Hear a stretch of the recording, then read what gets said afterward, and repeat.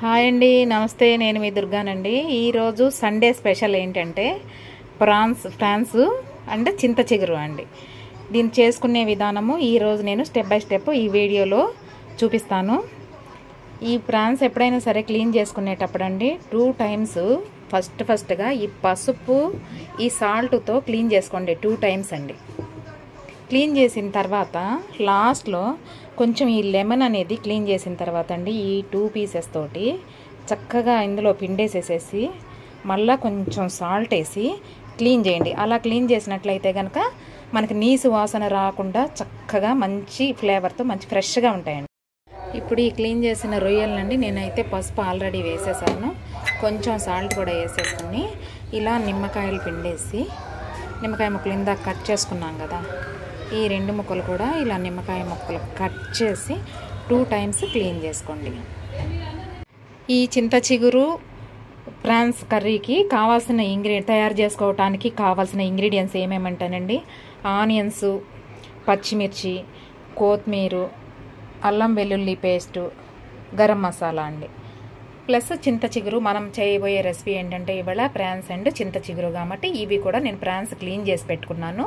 అలాగే చింత చిగురు కూడా నేను కర్రీ స్టార్ట్ చేసిన తర్వాత దీన్ని ఇలా స్మాష్ చేసుకొని పక్కన పెట్టుకుంటాను అనమాట.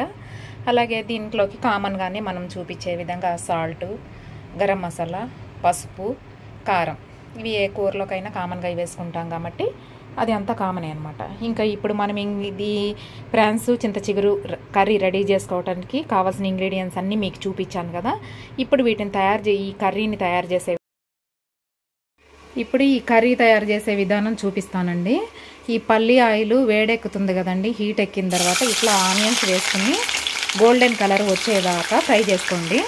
ఇప్పుడు ఈ ఆనియన్స్ అనేవి ఫ్రై అవుతున్నాయి కదండి, ఒక 10 నిమిషాలు గోల్డెన్ కలర్ రావడానికి టైం పడుతుంది. అప్పటి వరకు సిమ్లో పెట్టేసి ఇలా మూతేసేసి ఉంచేయండి. ఇప్పుడు ఈ ఆనియన్స్ గోల్డెన్ కలర్లోకి వచ్చేసినాయి కదండి, బాగా ఫ్రై అయిపోయినాయి. ఇప్పుడు ఫ్రై అయిపోయినాయి కదండి, ఇందులో మనం ఏం చేయాలంటే ఇప్పుడు ఈ రొయ్యల్ని వేసేసుకోవాలి.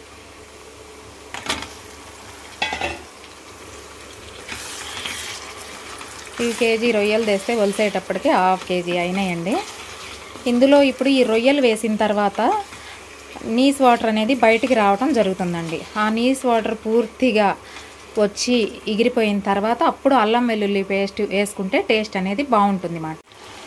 ఇప్పుడు ఈ రొయ్యల్లో వాటర్ అంతా కూడా బయటకు వచ్చేసి రొయ్యలు బాయిల్ అయిపోవటం జరిగిందండి ప్రాన్స్. ఇప్పుడు మనం అల్లం వెల్లుల్లి పేస్ట్ వేసేసుకోవాలి. అల్లం వెల్లుల్లి పేస్ట్ వేసేసుకుని 5 మినిట్స్ దీన్ని ఫ్రై అవ్వనివ్వండి.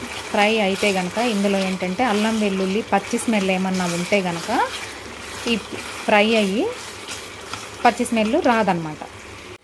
ఇప్పుడు ఈ అల్లం వెల్లుల్లి పేస్ట్ పూర్తిగా వేగటం అయితే జరిగిందండి. ఇప్పుడు మనం ఏం చేయాలంటే ఇప్పుడు అల్లం వెల్లుల్లి పేస్ట్ వేగింది కాబట్టి సాల్ట్ వేసేసుకోవాలండి. సాల్ట్ అండ్ కారము వేసేసుకోవాలండి. వేసేసుకుని ఒక్క 2 మినిట్స్ అలా ఉంచి కొంచెం వాటర్ అయితే పోసేసుకోవాలండి. ఇప్పుడు ఇందులో ఉప్పు, కారం, పసుపు వేసేసాం కాబట్టి ఇందులో కొంచెం మనము మసాలా అన్నీ కూడా వేసేసాము. వాటర్ పోసుకోవాలండి. ఈ వాటర్ ఎగిరిపోయేదాకా ఉంచండి. ఇప్పుడు ఈ రొయ్యల కర్రీలో వాటర్ అంతా కూడా ఎగిరిపోయిందండి, మంచి కలర్ వచ్చేసింది, దగ్గరకు వచ్చేసింది. మనం ఇంకా ఈరోజు ఇప్పుడు ఏం చేయాలంటే గరం మసాలా అండ్ కొత్తిమీరతో మనము గార్నిష్ అనేది చేసుకోవాలండి.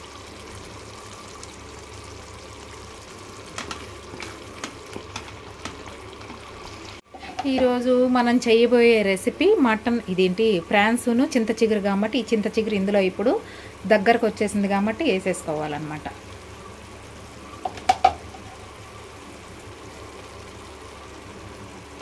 వేసేసుకుని ఇలా 2 మినిట్స్ ఈ చింత చిగురు అనేది ఇందులో ఎగరనిచ్చేసేసేయండి.